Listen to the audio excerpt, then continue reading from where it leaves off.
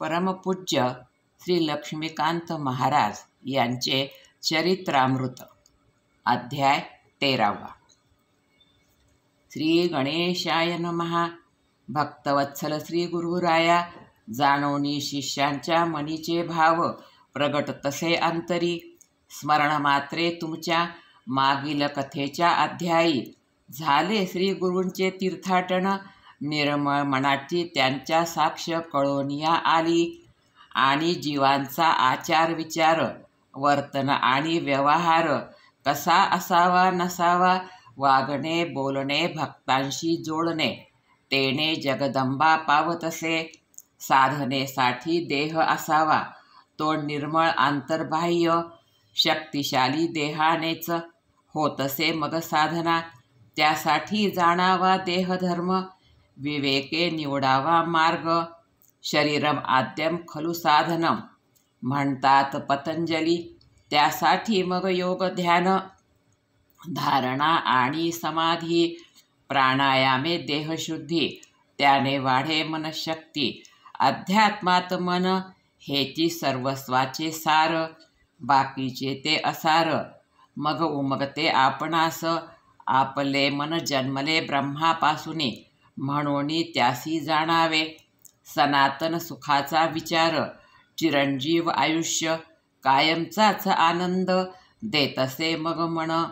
ब्रह्मविद्येनुसार मनाचा असे स्वभाव, सच्चित आणि आनंद या स्वरूपाचा तो असे. अस्तित्व ज्ञान आणि परमानंद हे आहे त्याचे मूळ स्वरूप. असणे जाणणे आणि सुखी होणे हा त्या मनाचा भाव आहे.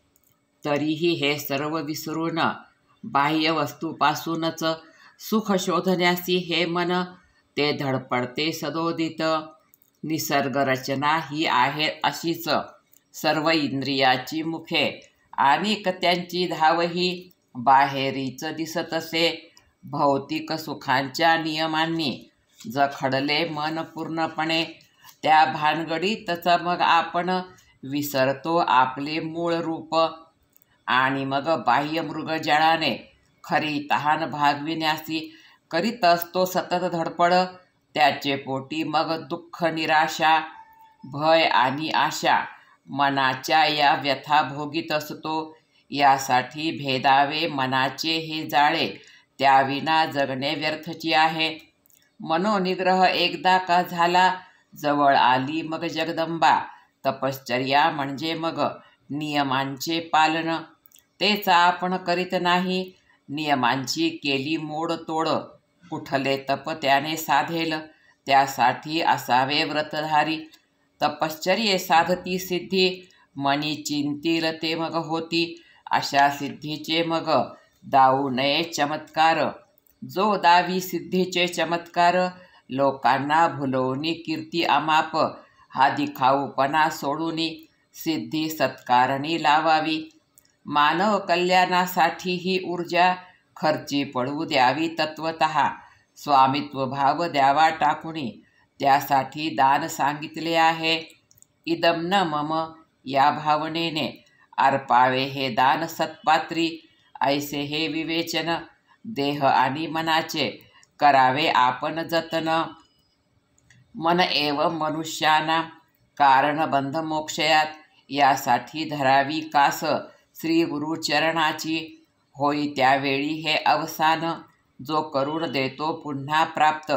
आणि या जीवन संग्रामात शरीर आणि मनाने लढण्यासाठीचे देतो बळ, तो सद्गुरू जाणावा.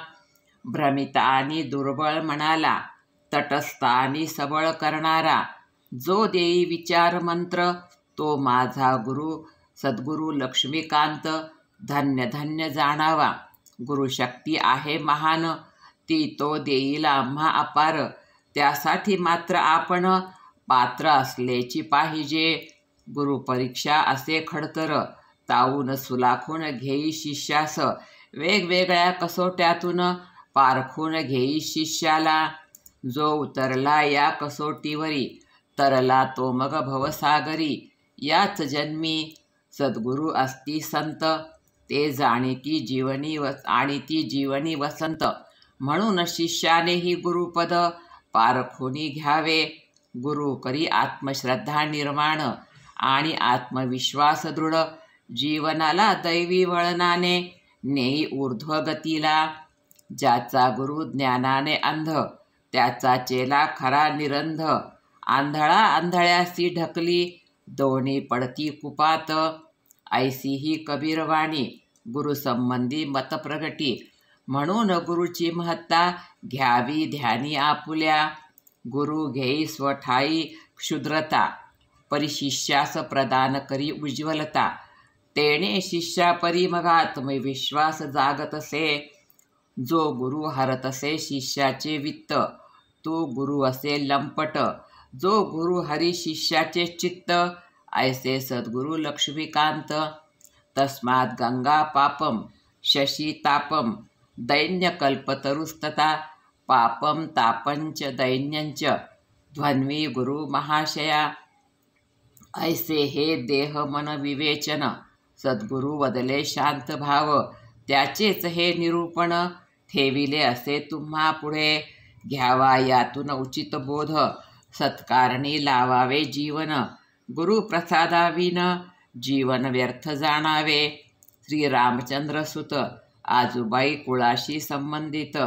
गुरुमुक्ता फळांची उधळण यथामती करीतसे. इति श्री सद्गुरु लक्ष्मीकांत महाराज चरित्र कथामृते भक्त उपदेश नाम त्रयोदशोऽध्यायः. श्री सद्गुरु लक्ष्मीकांत महाराज चरणार्पणमस्तु. त्रयोदशोऽध्याय समाप्तः. लक्ष्मीकांत महाराज की जय.